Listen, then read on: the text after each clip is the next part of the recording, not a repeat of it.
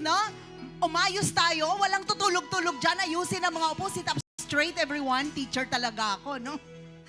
And, are you all ready? You know, when narinig ko lang talaga siya na nagsalita, narinig ko ang boses niya sa isang clip ng video that was posted by Dr. Rob. And the give a level 10 energy to our guest speaker this afternoon, no less than Mayor Sebastian Baste Duterte.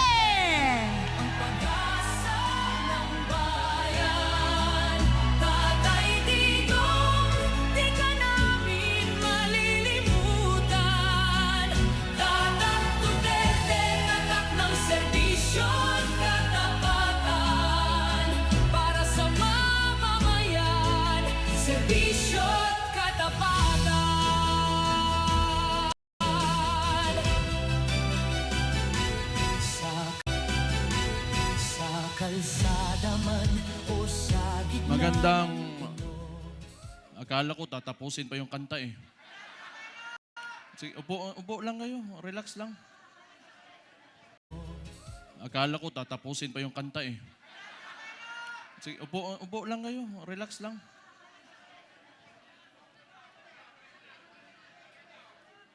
Magandang hapon sa inyong lahat. Former Speaker Bebot Alvarez, Senator Bongo, Senator Padilla. Lang.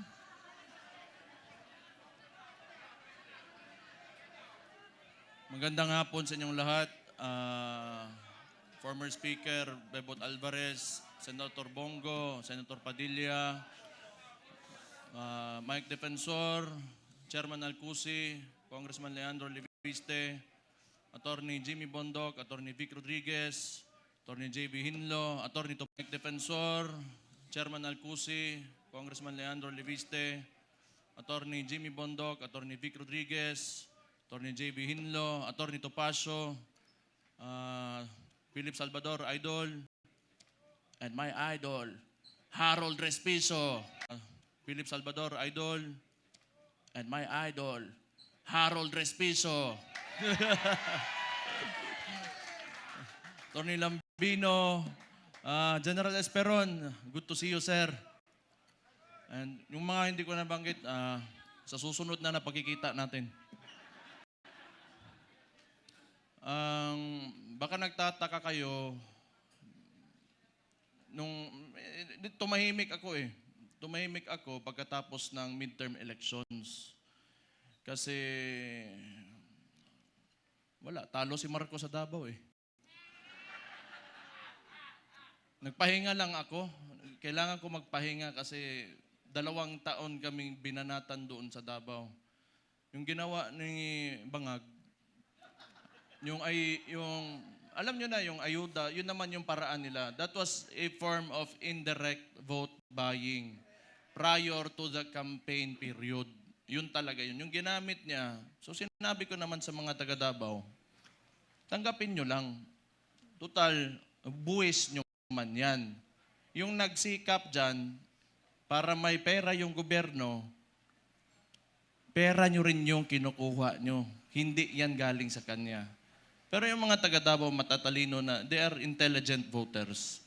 Akala kasi yung claim ng mga kalaban, yung claim ng mga kalaban na kami mga Duterte daw, mga authoritarian, yun, mamatay tao, kaya takot lahat. 2 million, matatakot namin yun. Di bukas patay na kami kung takutin namin 2 million na yan. It is a very highly democratic city, actually. Pagka pumunta kayo, that is why, awa ng Diyos, pasalamat ako, sa Davao ako naging mayor kasi ang mga tao dyan, alam nila anong gagawin nila at mahal nila yung lugar nila. Kaya kahit pinahihirapan kami, okay lang man, politika. Tapos, Marcos lang. Alam naman natin sa tatay pa lang yan, kawatan.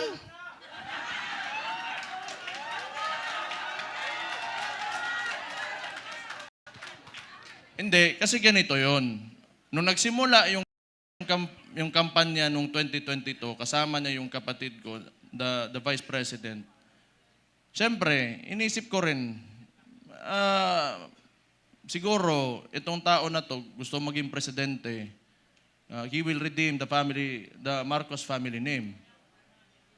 So, hindi ko naman talaga inisip na may ganun din pala kagago yung tao na yan. Kung siguro nasa isip niya, kung sira na yung pangalan namin, sirain ko na lang lalo. Wala naman akong political lang to. Kung bahala sila, magalit sila sa akin. Si Auntie Claire, tanawa. Pagkatapos ito, Auntie Claire, si Mayor, basta, lo ni buanga ka. Oh. Nagpahinga lang ako. Kasi before the midterm elections,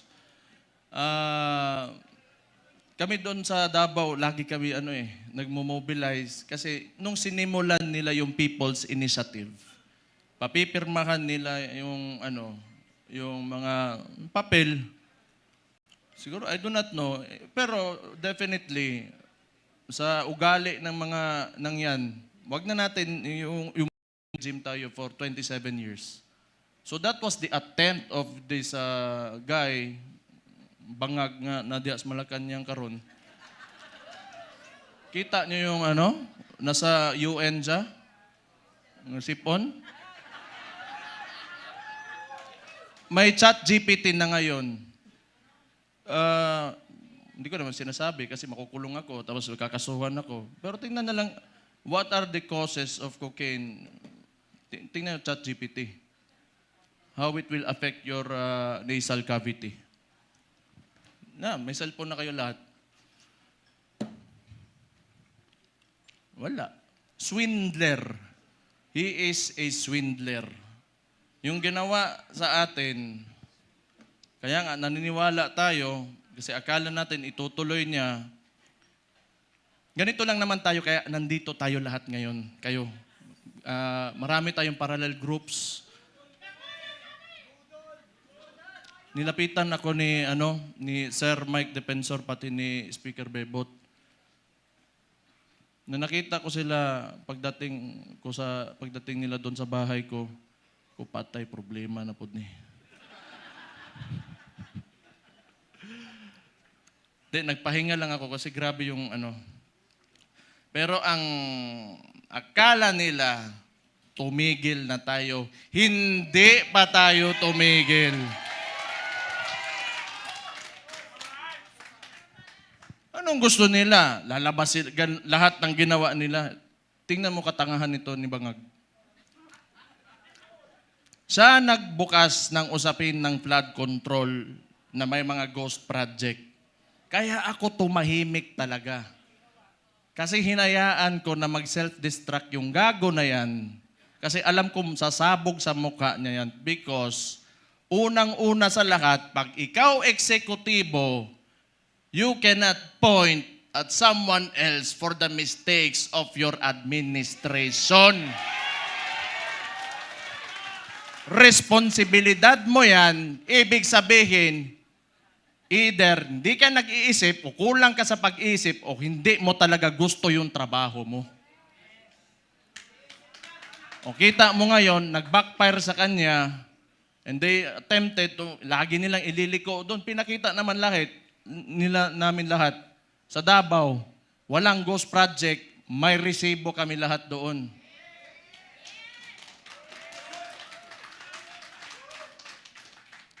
Tingnan nyo. Anong resulta ng ginawa nila?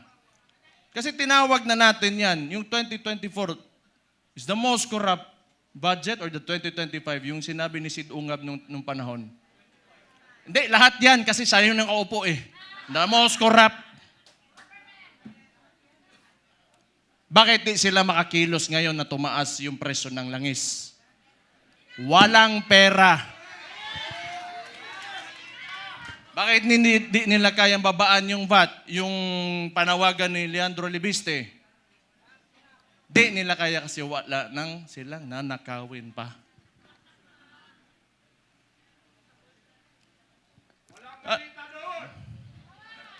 Alam nyo, hindi naman talaga perfecto kahit saan ka pumunta sa buong mundo. May mga lobbyists, the congressmen and the senators, dadaan talaga yung pera dyan because that's the power of the purse. Lobbying and all of that. Pero this kind, the estimated loss to corruption, umaabot na sa trillion. It doesn't make sense anymore. Saan mo pa gagastusin yung pera na yan kung nasa bulsa mo yan? For what? Magkano ba gusto mong, yung kanin mo, gusto mo tag 200 pesos per kilo? Gusto mo yung pinakamasarap na pagkain, pinakamasarap na steak? Ano ba gusto mo sa buhay mo? Anyang mga yan, mayayaman na yan. Hindi pa sila nakukontento.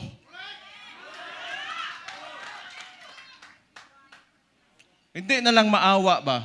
Kita nyo yung mga matatanda na nagmamalingke sa umaga, magdadala ng bayong, tapos pahihirapan mo pa, ngayon tumataas presyo ng lahat. Hindi siya nakatingin sa pangkaraniwang Pilipino, ano ang buhay ng Pilipino. Ang tapos, itong gago na to, patay na buguan eh. Gusto ko man yan, pag inita nila ako, para ano naman, nagpahinga lang ako. Balik na naman tayo, patay na naman sila sa atin.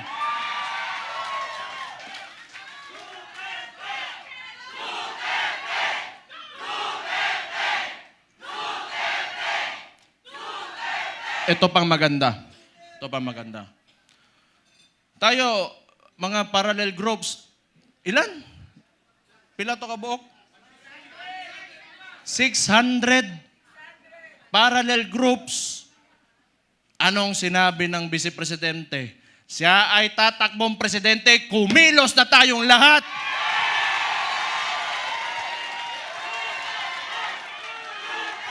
Attorney J.B. Hinlo, Attorney Topacio, Philip Salvador, idol, and my idol, Harold Respiso. Attorney Lambino, General Esperon, good to see you, sir. And yung mga hindi ko nabanggit, sa susunod na pagkikita natin. Baka nagtataka kayo, tumahimik ako eh. Tumahimik ako pagkatapos ng midterm elections. Kasi, talo si Marcos sa Davao eh. Nagpahinga lang ako. Kailangan ko magpahinga kasi 2 taon kaming binanatan doon sa Davao. Yung ginawa ni Bangag, alam nyo na, yung ayuda, yun naman yung paraan nila. That was a form of indirect vote buying prior to the campaign period. Yun talaga yun. Yung ginamit niya, so sinabi ko naman sa mga taga Davao, tanggapin nyo lang. Total, buwis nyo man yan. Yung nagsikap dyan, para may pera yung gobyerno, pera nyo rin yung kinukuha nyo. Hindi yan galing sa kanya. Pero yung mga taga Davao matatalino na, they are intelligent voters. Akala kasi, yung claim ng mga kalaban, na kami mga Duterte daw, mga authoritarian, yun, mamatay tao, kaya takot lahat. 2 million, matatakot namin yun. Di bukas patay na kami kung takutin namin yung 2 million na yan. It is a very highly democratic city, actually. Pagka pumunta kayo, that is why, awa ng Diyos, pasalamat ako, sa Davao ako naging mayor kasi ang mga tao dyan, alam nila anong gagawin nila at mahal nila yung lugar nila.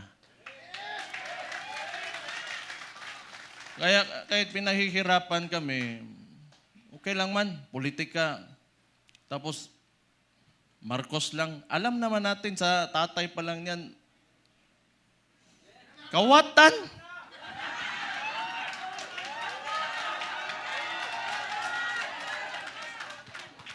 Hindi, kasi ganito yon. Nung nagsimula yung kampanya nung 2022, kasama niya yung kapatid ko, the Vice President, Siyempre, inisip ko rin, siguro, itong tao na to gusto maging presidente. He will redeem the Marcos family name.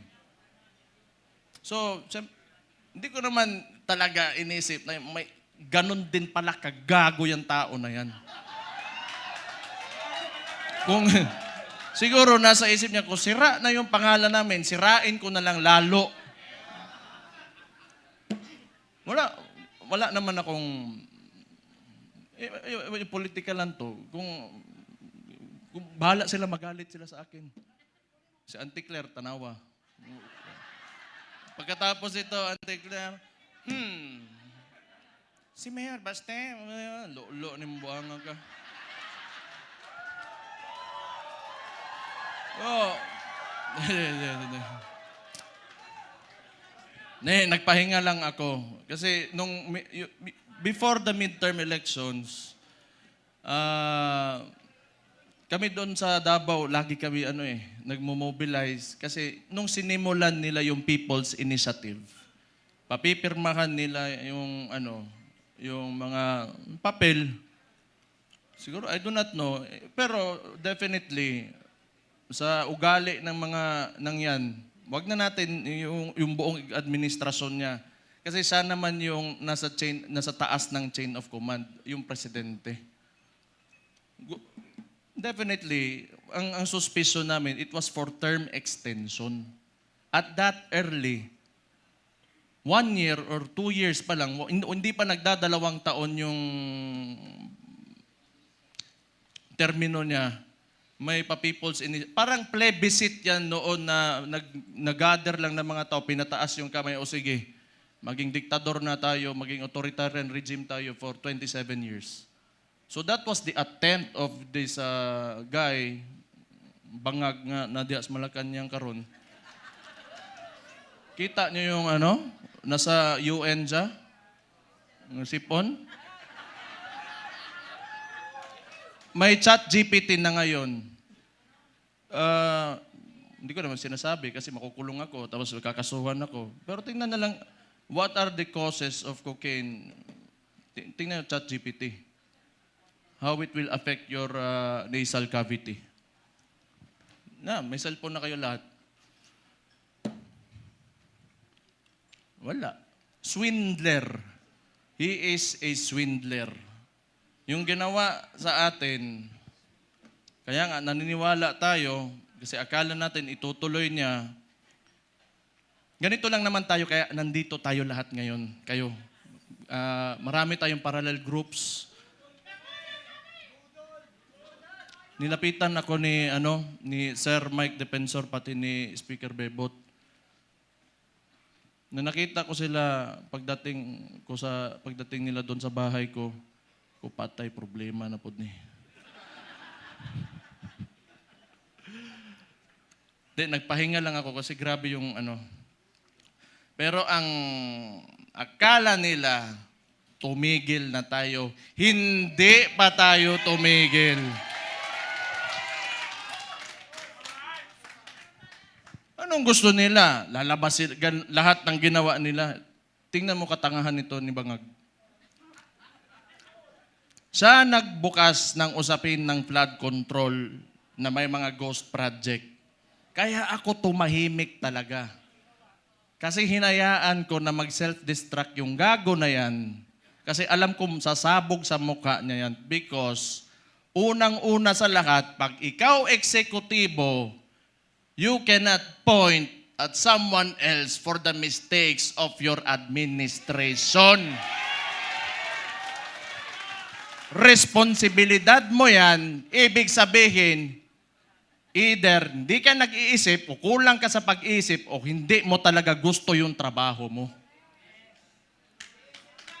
O kita mo ngayon, nag-backfire sa kanya, and they attempted to, lagi nilang ililiko doon. Pinakita naman namin lahat.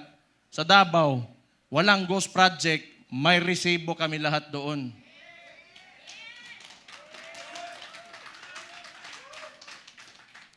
Tingnan nyo, anong resulta ng ginawa nila?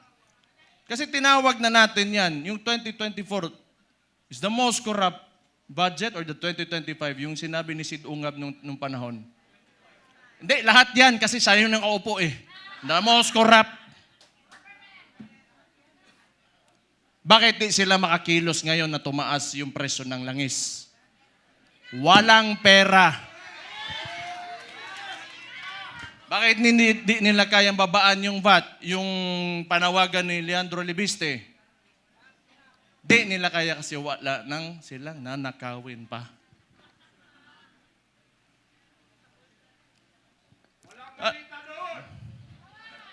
Alam nyo, hindi naman talaga perfecto kahit saan ka pumunta sa buong mundo. May mga lobbyists, the congressmen and the senators, dadaan talaga yung pera dyan because that's the power of the purse. Lobbying and all of that. Pero this kind, the estimated loss to corruption, umaabot na sa trillion. It doesn't make sense anymore. Saan mo pa gagastusin yung pera na yan kung nasa bulsa mo yan? For what? Magkano ba gusto mong, yung kanin mo, gusto mo tag 200 pesos per kilo? Gusto mo yung pinakamasarap na pagkain, pinakamasarap na steak? Ano ba gusto mo sa buhay mo? Yan mga yan, mayayaman na yan. Hindi pa sila nakukontento.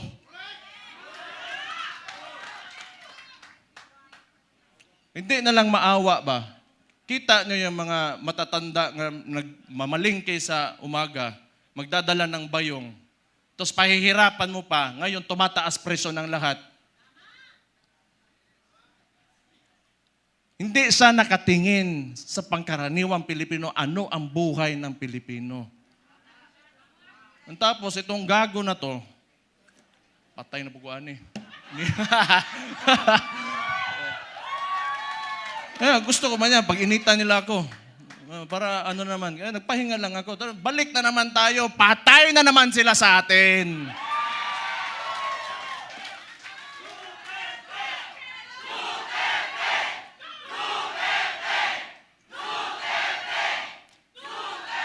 Ito pang maganda. Ito pang maganda. Tayo, mga parallel groups, ilan?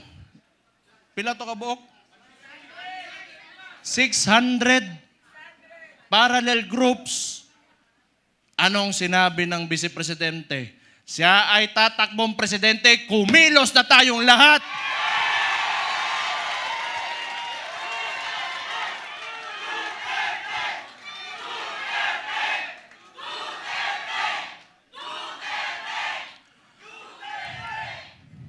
Ang gusto ng ano ko lang, tingin ko lang naman ito kasi hindi ko rin naman talaga mahulaan kung ano nasa isip ng kapatid ko.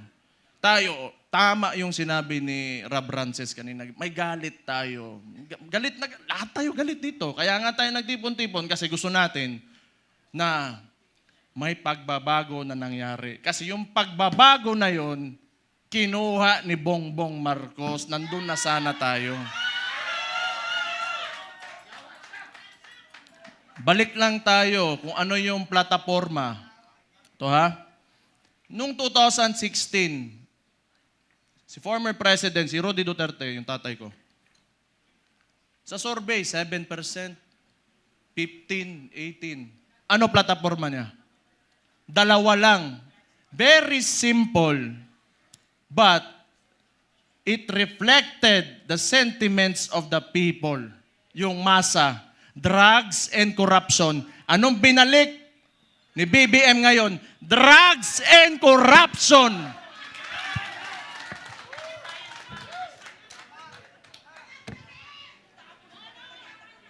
Sabi ng kapatid niya, hindi ako yun ha.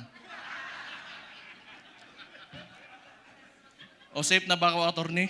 Sabi ng kapatid niya hindi ako nagsabi nun di ba? Addict daw yung kapatid niya. Maulagi na ba?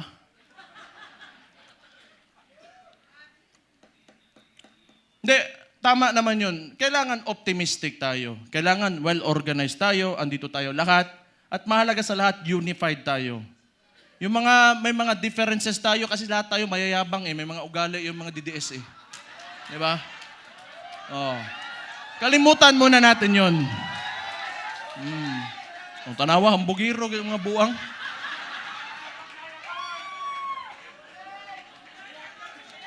Sa sa ngayon, kailangan organisado tayo. Kailangan kalimutan muna natin yung mga differences natin. Magkaisa tayo. At since nagdeklara na natatakbo yung principal natin, who is the Vice President, Sara Duterte, magsimula na tayong kumilos.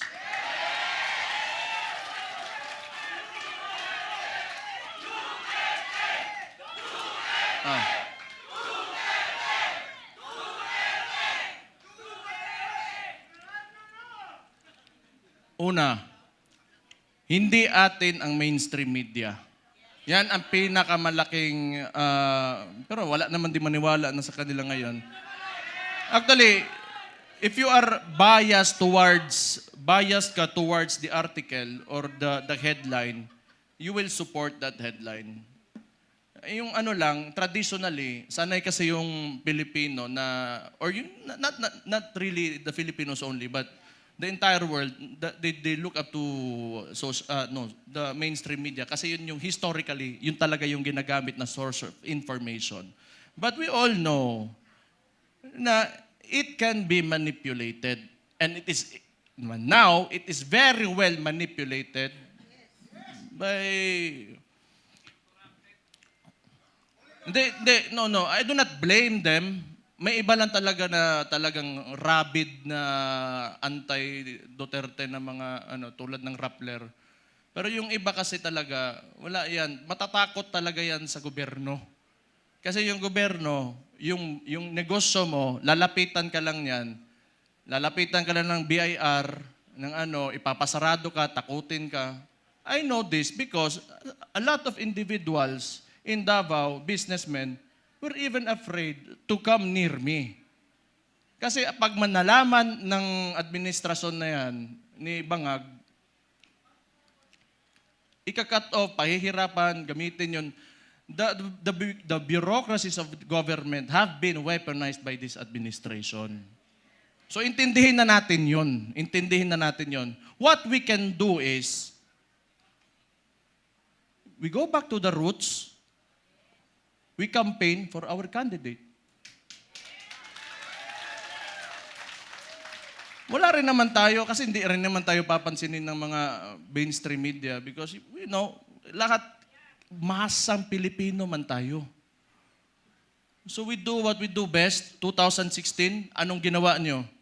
Walang campaign materials na mabibigay yung tatay ko? Anong ginawa nyo? Kayo gumawa sa sako. Then this will be 2016 all over again. Let's reclaim the country and give it back to the people.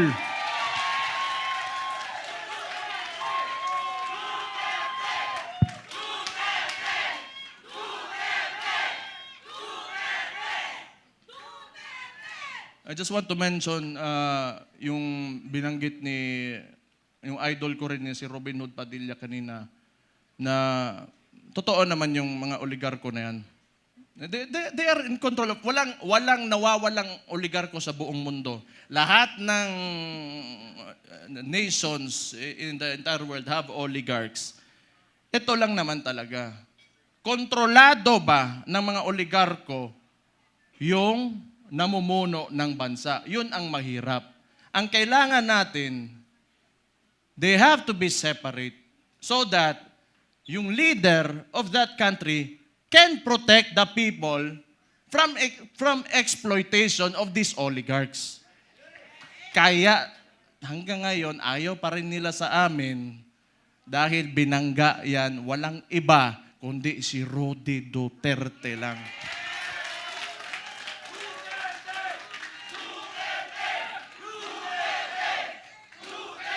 So siguro naman,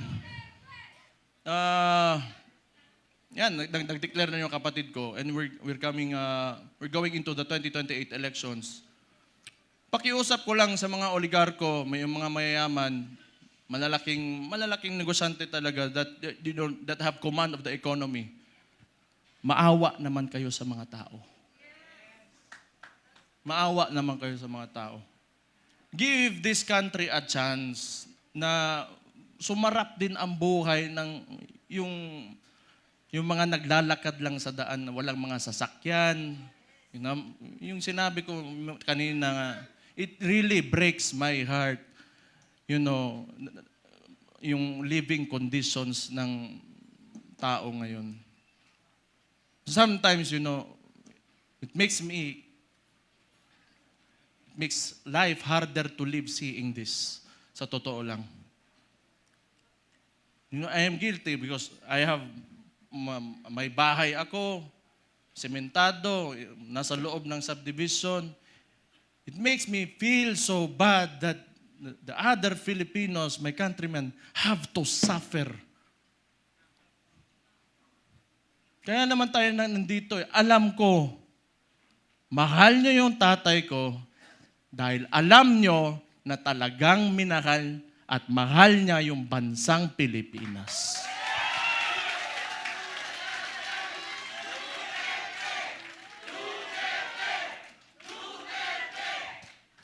We have to, turn this around.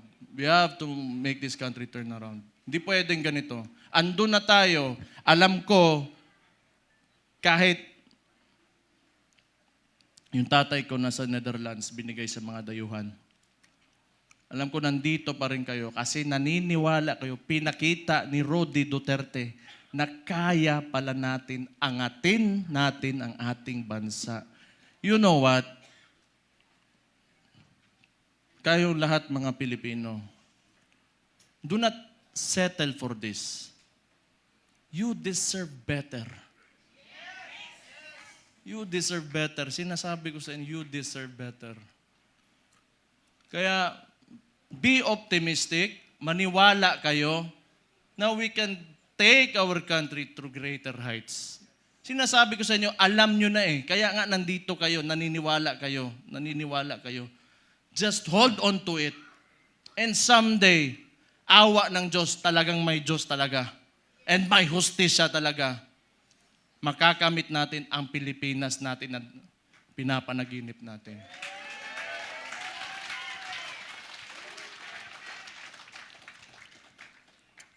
Isa, lahat ng politiko, kailangan bitawan natin yung mga pansarili nating gusto.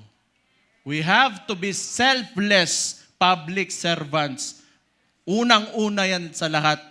Kung gusto natin talaga umangat itong bansa natin. Sabihin na natin, may nakawan nangyari, bigayan ng pera, whatever.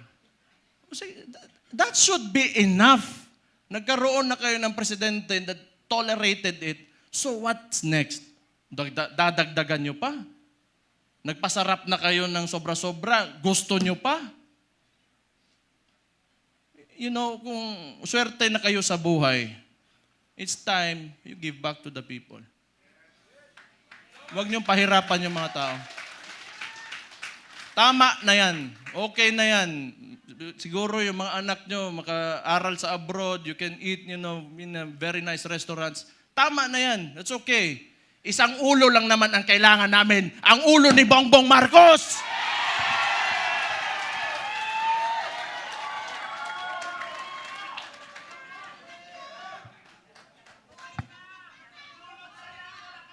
Kaya, this coalition, if you cannot approach me, you approach Mike Defensor, you approach Bebot Alvarez, you, the congressman, I'm talking to you, if you want to defect, talikuran nyo na yan because alam nyo, kayo, mga politiko, nakatira kayo sa Pilipinas, huwag nyo sirain ang bahay nyo.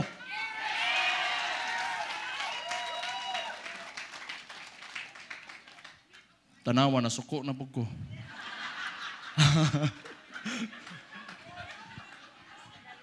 Pero,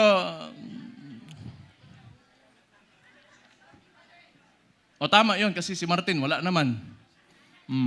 Si Bongbong na ang sunod. Tama yun. Si Martin yung talagang mautak na marunong magmaniobra ng Congress eh. Ngayon, baka si Charis.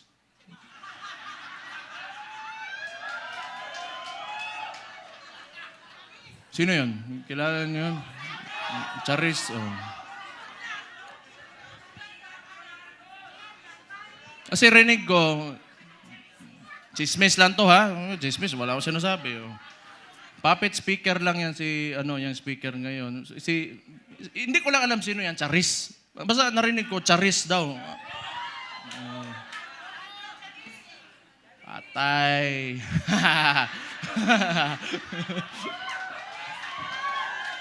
Hala mo diha. Basta ako, nagsalita na ako. Yun yung nasa puso ko, yun na nasa isipan ko. Kung maniwala kayo, okay. Hindi kayo maniwala, okay lang din. Kung hindi ko maniwala tayo dito lahat, nabangag talaga yung gago nasa taas, alam nyo na anong gawin nyo.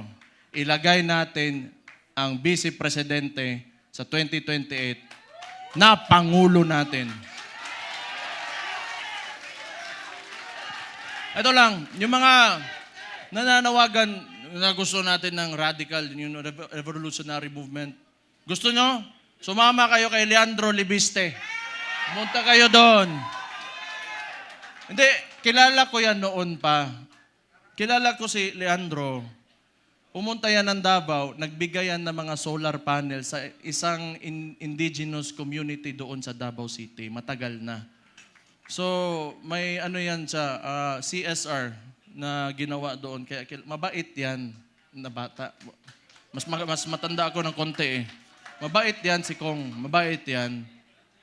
Kaya yan naging ganon. Kasi alam mo yung mga mababait na tao, pag ginalit mo, patay ka talaga. Mag-ingat kayo. Ayan pa, may isang Raulo si Attorney Harold Respiso.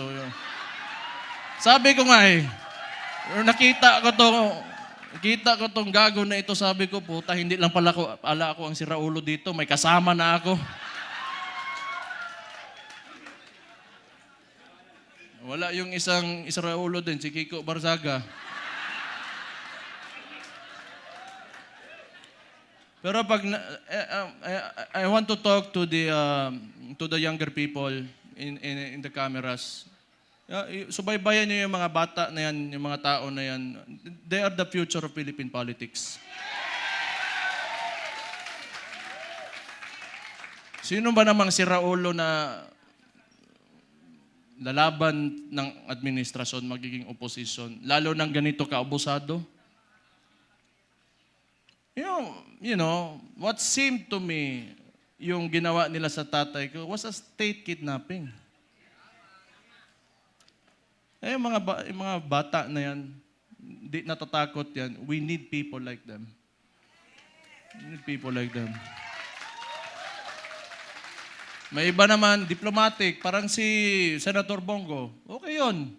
Hindi pwedeng lagi tayong galit lahat. Diba? Dapat may mabait din sa atin.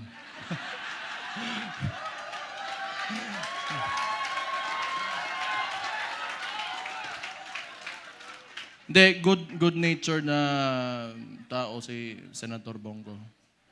So, ano pa ba? Kumain na kayo? Ha? So sige. So yung coalition natin, ang tawag nito, United Front. So ibig sabihin nun, from the word united, nagkakaisa tayo. Okay? So, kung kaya niyong palawakin, yung mga miyembro nyo, magpalawak tayo. Tapos yung mga sinasabi ng mainstream media, i-correct natin. Kasi binabalik nila lagi yung confidential funds ni VP Sara, and yet, sasabihin ko ulit, yung estimated loss to corruption in the Philippines right now, umaabot na sa trilyon. Trilyon against the 125 million na nakihirapan nga silang patunayan. Can you see how absurd that is? So, yung messaging lang, kasi wala sa atin yung mainstream media eh. You try to talk, i-correct nyo. Huwag muna kayo magalit. Be on a level na gusto nyo lang iparating yung opinion nyo at tingin nyo sa kung sino man makakausap nyo. So mangampanya lang tayo, malinis. Wag na natin gayahin yung mga putang ina, grabe kahugaw. Ang dumi talaga ng politika. Ako kasi okay lang ako. Wala man akong pakialam sarili ko. Wala talaga akong pakialam kung ano-ano sabihin mo. Basta ako, ginagawa ko na yung trabaho ko. Pag yung araw na tumakbo ako dyan, tapos di ako nanalo, ibig sabihin mo, tapos na ako. Pero wag nyo, I've been experiencing this ever since I went into politics. No. Ever since Rudy Duterte became the president, and the world is a nasty place. It's really nasty. So, tingin ko, tama naman yung sinabi ng Vice Presidente. Magkampanya lang tayo, maayos. Kung ano man yung mga plataforma niya, pinakita niya na mga nagawa niya, yun ang sasabihin natin. Huwag na tayong pumatol. Tama yun, huwag na tayong pumatol. Kasi ayaw ko rin. Ako na lang, gusto kansawanay man ng Claire. Ante-Claire. Masuko, magagalit na naman yan eh. Alam ko eh. Sasagot na naman yan. Buwang. Buwang. O, kung baliw sila, baliw din ako. Ganun lang naman. Pero alam mo, yung observation ko lang, this is only my observation. Mahirap yung mga tao nakaupo sa, in a seat of power, tapos ganun yung ugali, na mahilig manggipit at mang-abuso ng mga maliliit na tao. Patay tayo dyan. Mahirap yan. Kaya ako rin, gusto ko yung nilalabanan ko, malaki rin naman. Para kung makukulong man ako, matatanggal ako sa pagka-mayor ngayon, o mamamatay man ako, at least worthwhile yung ginawa ko at para sa sambayan ng mga Pilipino. They only pick on people na kaya nila eh. They only pick on people na kaya nila. Pero, hindi nila kaya ang masang Pilipino. That will never happen. Hindi nila kaya yun. Bukas na ang mga isipan at mga mata ng Pilipino ngayon. Bakit isa lang nagsasabi na tama? Kayo, hindi nyo alam?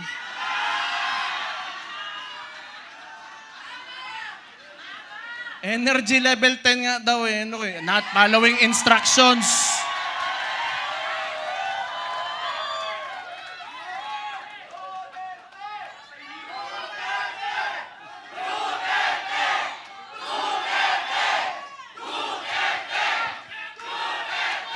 Kayo, nilalagay nyo talaga ako sa alanganin ba? Okay lang. Alam nyo, yung tumakbo, yung tatakbo na yung tatay ko, lahat kaming magkakapatid, hindi talaga pumayag. Kaya isa ring value yun. Kasi alam ko talaga, pagka nahamon yun, ibibigay niya talaga buhay niya para sa inyo. Kaya hindi kami pumayag.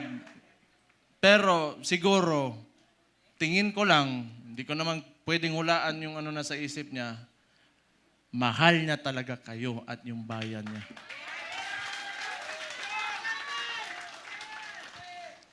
Kaya ngayon, pagka pumupunta ako ng Netherlands doon sa detention unit, kinakausap ko, can never imagine someone who would, like an actual individual in front of me that would actually give away his freedom and his life for his country.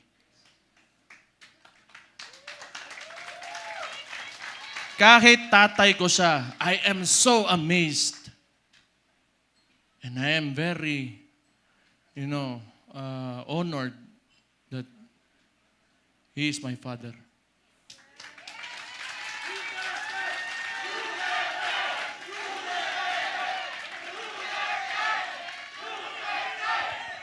Saan oras? Saan oras, boy? Ha? Hindi, basta kung may problema, we have to communicate with each other, okay? Let's just be friends lahat tayo. Huwag tayong mag-away-away. Andito ang PDP, andito ang Reform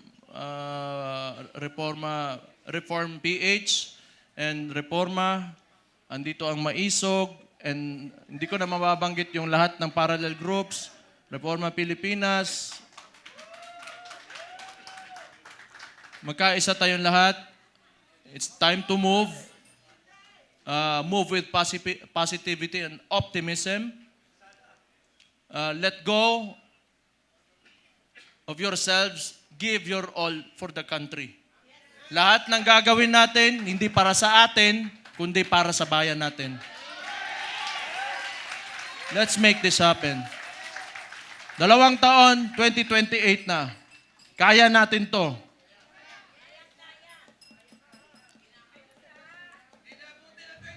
The surveys are telling. So we just have to push harder. Push harder. Huwag kayong titigil. And always remember, pagka you are facing adversity, hindi kayo nag-iisa. Ako si Mayor Sebastian Duterte ng Davao City, kasama nyo. Magandang hapon sa inyo lahat. Mabuhay kayo. Allahu Akbar. Mabuhay ang Pilipinas. Mabuhay si Vice President Inday Sara Duterte. Maraming salamat and God bless you all.